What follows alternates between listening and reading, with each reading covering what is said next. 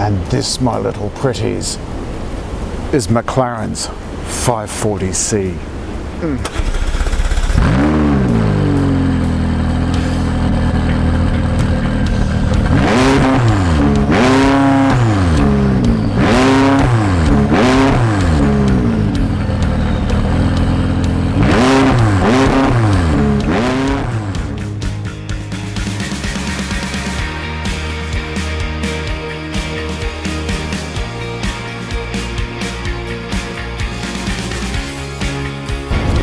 Everything about this car is huge. The price. Let's start with the price. $325,000. $325,000 plus on roads. There's a whole bunch of accessories you can get too. This car will lift itself up. The engine is 3.8 90-degree twin-turbo dry sump, 32 valves with double overhead cams and variable valve timing. The max revs are 8,500. That's just extraordinary. From this 3.8 litre twin turbo engine, you get 397 kilowatts and 540 newton meters. But here are some really interesting figures. The dry weight of this is 1,350 kilograms. The body structure is a Mono 2 cell, but Mono 2 makes it slightly easier for you to get in and out. It'll go 0 to 100 kilometers an hour in 3.5 seconds. It'll go 0 to 200 kilometers an hour in 10.5 seconds.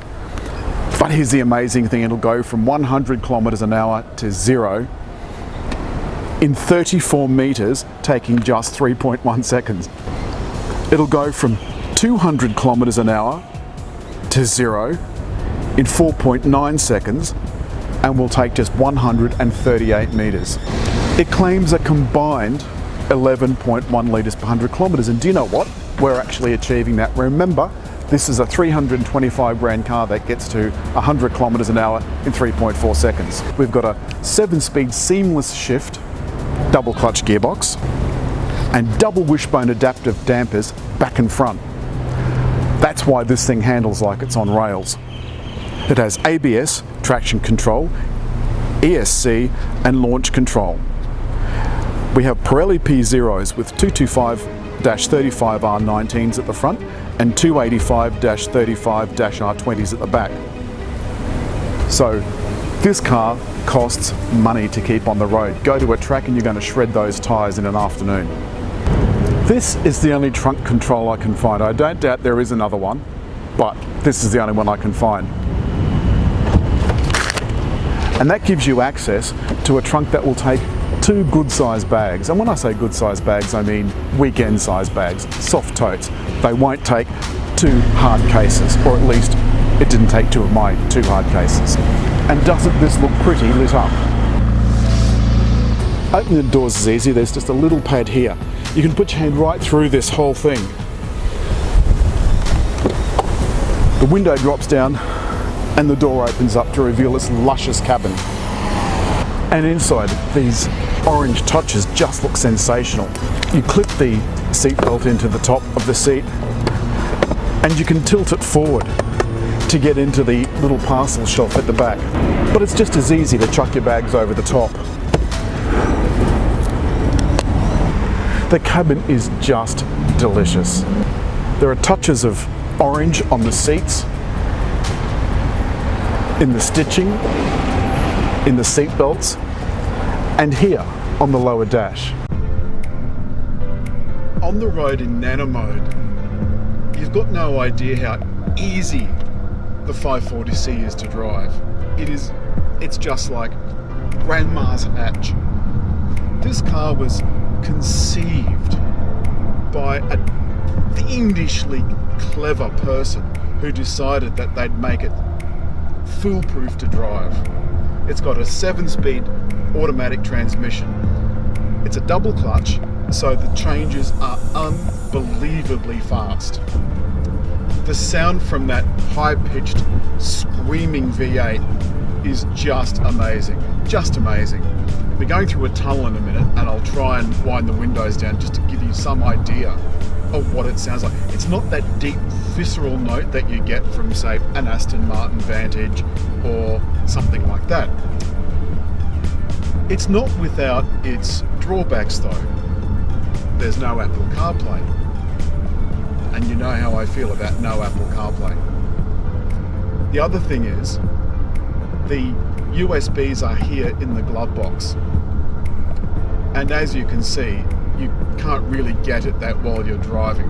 The steering is near psychic, and because of that 80 kilo tub that everything on this car is bolted to, is so light, and the materials that the car's made from are so light, it feels light to drive. And with the various drive modes down here in your command center, you can change exactly how you want the car to feel on the road. Now, those tyres, 19 inch in the front and 20 inch in the back, have just a smear of rubber over them, just 35 millimeters of sidewall. Even a slight road imperfection, just the sound is just alarming. Now, coming around this corner now, there's no lean in this car, even in nano mode. Now, let me just see.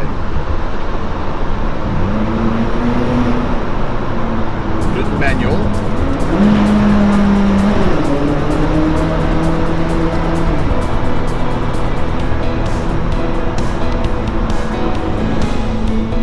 You couldn't really hear very much, I'm afraid.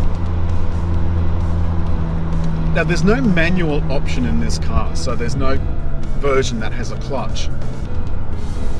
The cabin is absolutely plush. It is just a thing of beauty. Just on a side note, that's one thing you've got to watch out for. The window buttons and the door open button are right near each other. And luckily, when the door button is activated, if you're at speed, it won't open the door, luckily. Other than that, the McLaren is just completely normal. It's got a glove box. It's got some cup holders. It's got a center console.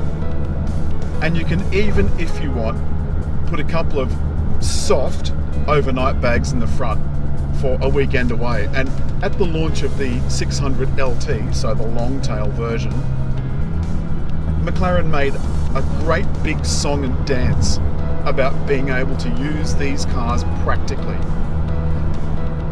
Now I know why. Because this is one of the very few supercars with a usable boot.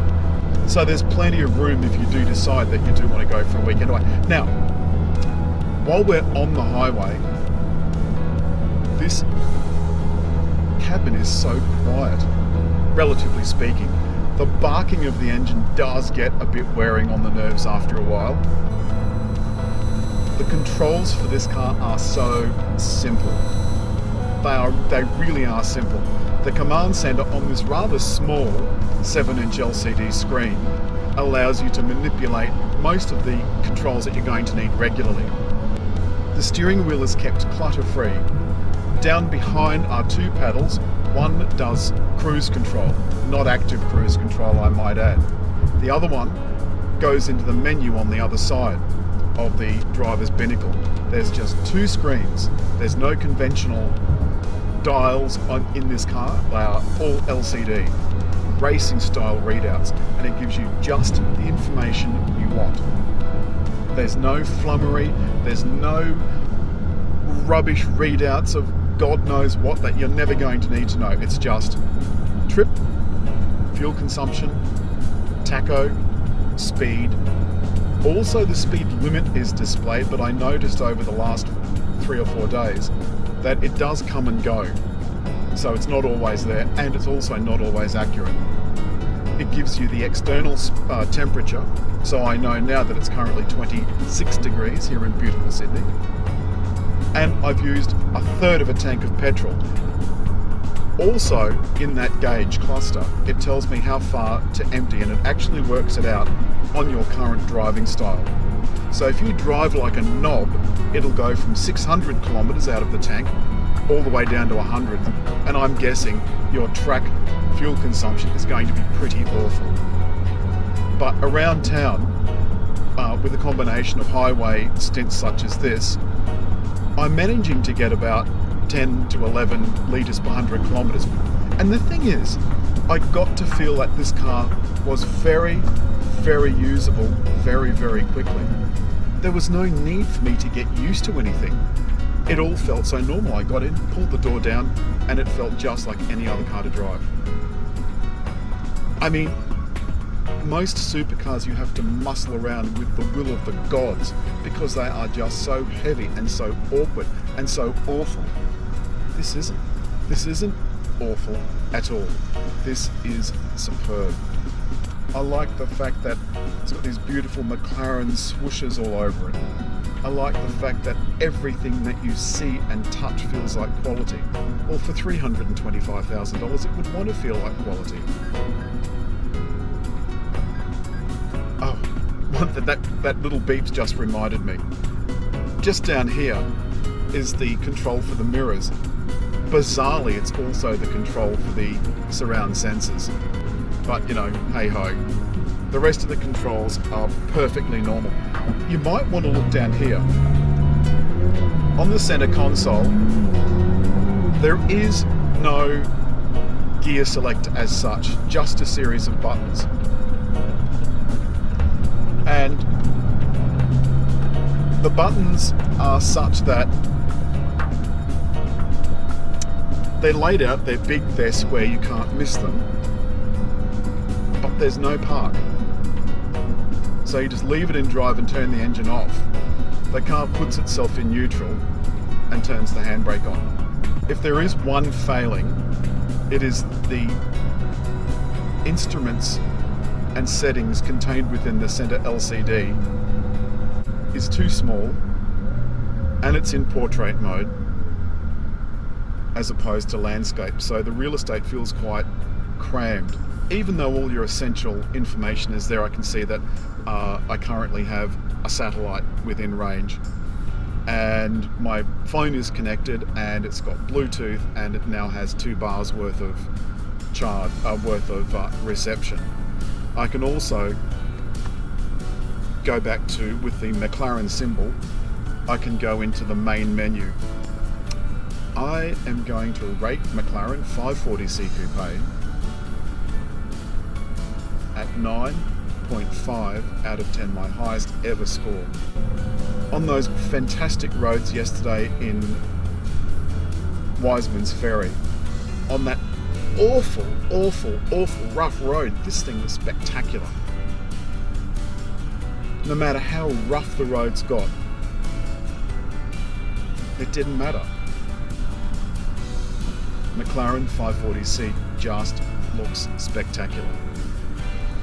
And it has a friendly look.